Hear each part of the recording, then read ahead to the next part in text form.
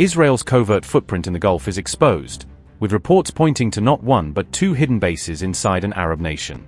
A second secret base emerges, revealing a wider covert war network operating deep within Iraq's desert terrain. Did the US sideline its own ally while quietly enabling Israel's operations against Iran? Iraq appears kept in the dark, left out of official communication regarding alleged Israeli bases on its soil. A civilian who reportedly exposed the covert base becomes the first casualty, intensifying outrage over the revelations. Furious over sovereignty breaches, Iraq sends a strong message to the US and Israel, as tensions tilt in Iran's favor.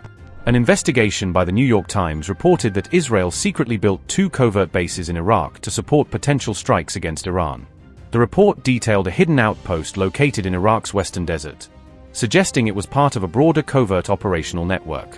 While one base had been reported earlier, Iraqi officials told the New York Times that a second site was also operational at the same time. This second base was allegedly used during the 2025 conflict involving Israel and Iran, according to details cited in the report. The report further stated that Israel began constructing the facility in late 2024, with the United States said to be aware of its existence. The base was designed to reduce flight times for operations and to provide logistical support, medical assistance, and rescue capabilities during missions. Meanwhile, a separate base reported by the Wall Street Journal was said to have been built shortly before the conflict began. That base reportedly housed Special Forces personnel and functioned as a logistical hub for the Israeli Air Force's regional operations. Satellite imagery later indicated the presence of a makeshift airstrip near Karbala just days before the conflict began.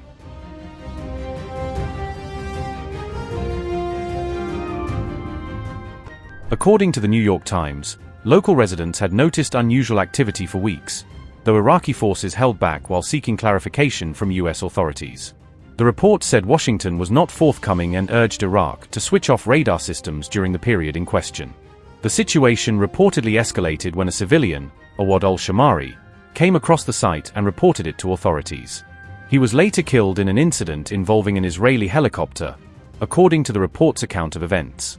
An Iraqi team that approached the area subsequently came under fire, resulting in one soldier being killed and two others injured. Following the incident, senior Iraqi officials were reportedly left uncertain about the identity of the forces involved.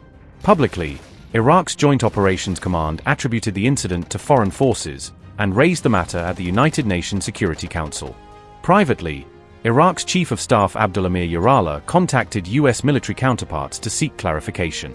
US officials denied any involvement, leading Iraqi leaders to conclude that the forces involved were likely Israeli. Under existing protocols, the United States is expected to inform Iraq of any military activity conducted on its territory.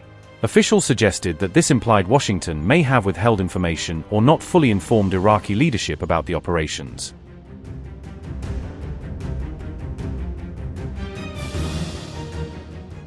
Amid these developments, Iraq stated that it would not allow its territory to be used as a passage or launchpad for attacks against neighboring countries. Government spokesperson Sabah al-Numan said Baghdad would not permit attacks on Iran or any other country from its soil.